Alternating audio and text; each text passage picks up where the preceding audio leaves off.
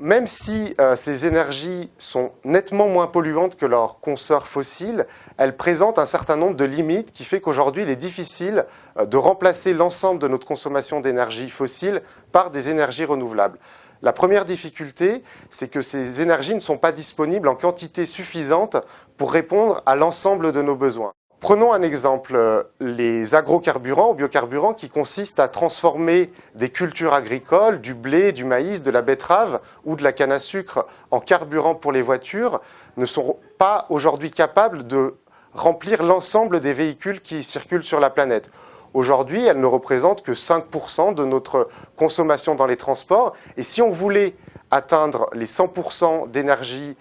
d'origine renouvelable, donc des biocarburants ou des agrocarburants dans les transports, il faudrait 2 à 3 fois la surface de la Terre pour répondre à nos besoins. Donc, c'est la première difficulté des énergies renouvelables. D'autres énergies renouvelables, et notamment celles qui produisent de l'électricité, c'est le cas de l'énergie du vent avec les éoliennes ou de l'énergie solaire, présentent un inconvénient qu'on appelle intermittence.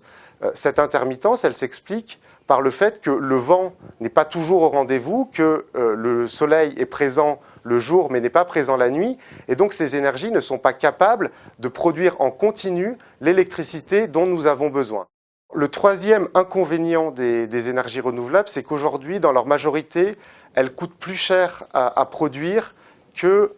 les énergies fossiles ou que l'énergie nucléaire. Donc il faut investir un peu plus, et même si elles ont de nombreux avantages, l'utilisation massive des énergies renouvelables imposerait qu'on paye chacun un peu plus cher notre énergie. C'est vrai dans un premier temps, mais on voit que contrairement au pétrole, au gaz, au charbon et même au nucléaire dont les prix vont augmenter dans les années à venir, on a de nombreux progrès sur les prix des énergies renouvelables qui baissent régulièrement chaque année, ce qui fait que cet inconvénient d'aujourd'hui pourrait se transformer en avantage demain. C'est délicat de ne parler que d'inconvénients, puisque chaque forme d'énergie, bien sûr, a un ensemble d'avantages et évidemment des inconvénients. Il n'y a pas une énergie parfaite, de même qu'il n'y a pas une forme d'énergie qui permet de résoudre tous les besoins énergétiques. Donc s'il fallait effectivement cibler quelques inconvénients, l'avantage d'un inconvénient étant qu'en général on cherche à résoudre le problème posé par cet inconvénient, et c'est pour ça qu'on évoque toujours la relation entre l'énergie, la ressource, mais aussi les techniques qui permettent d'exploiter et de corriger en fait les inconvénients d'une technologie. Ce qui apparaît au premier rang aujourd'hui comme un inconvénient des énergies renouvelables, en tout cas pour l'éolien et le solaire, ce qui est mis en avant comme inconvénient est souvent l'intermittence. Donc ça, on dit c'est un inconvénient parce que quand il n'y a pas de soleil, j'ai plus d'énergie, quand il n'y a pas de vent, j'ai plus d'énergie. Aussitôt, on a envie quand même de contrebalancer cet inconvénient en disant il y a un certain nombre de façons de résoudre le problème.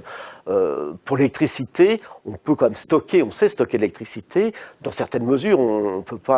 il n'est pas question de stocker des quantités très importantes d'électricité, mais on sait stocker de l'électricité pour une nuit, pour des besoins qui peuvent être de l'éclairage, qui peuvent être l'utilisation d'appareils de communication, qui peuvent être même le fonctionnement d'un réfrigérateur permettant de conserver des aliments. L'éolien, qui est plus présent avec des puissances plus importantes sur nos réseaux, pose aussi un problème d'intermittence au niveau de la disponibilité, mais aussi au niveau de l'interaction sur les réseaux électriques. Alors ça, c'est des choses un petit peu compliquées qu'on ne va pas expliquer, mais on ne peut pas, comme ça, sur un réseau électrique, mettre d'un seul coup beaucoup de puissance et d'un seul autre coup l'arrêter. Ça provoque des déséquilibres susceptibles de provoquer des fameux blackouts, vous savez, quand tout s'arrête.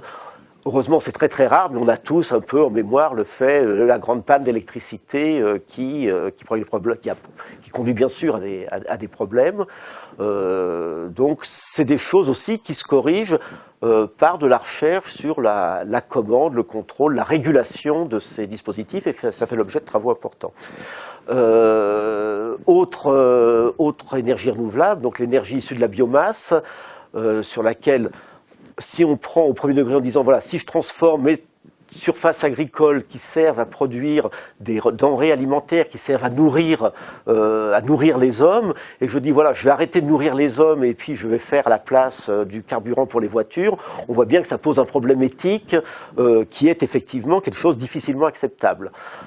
Après, si on regarde un peu plus près, on peut aussi raisonner, se dire voilà, j'ai un flux possible, je peux sur l'ensemble de mes terres cultivables, j'ai la possibilité quand même, j'ai des friches, j'ai un certain nombre j'ai des surfaces qui me servent à faire de l'export et plus à gagner de l'argent des fois qu'à être vraiment utilisé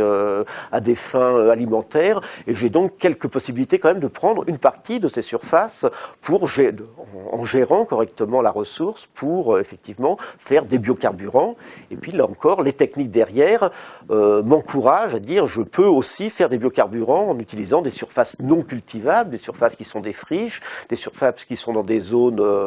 non accessibles. Et là, effectivement, il y a les risques, il y a toujours des risques de déforester, mais ça c'est une mauvaise gestion. Mais il y a quand même une ressource énorme de transformation de l'énergie solaire en énergie à travers la biomasse, en énergie utile,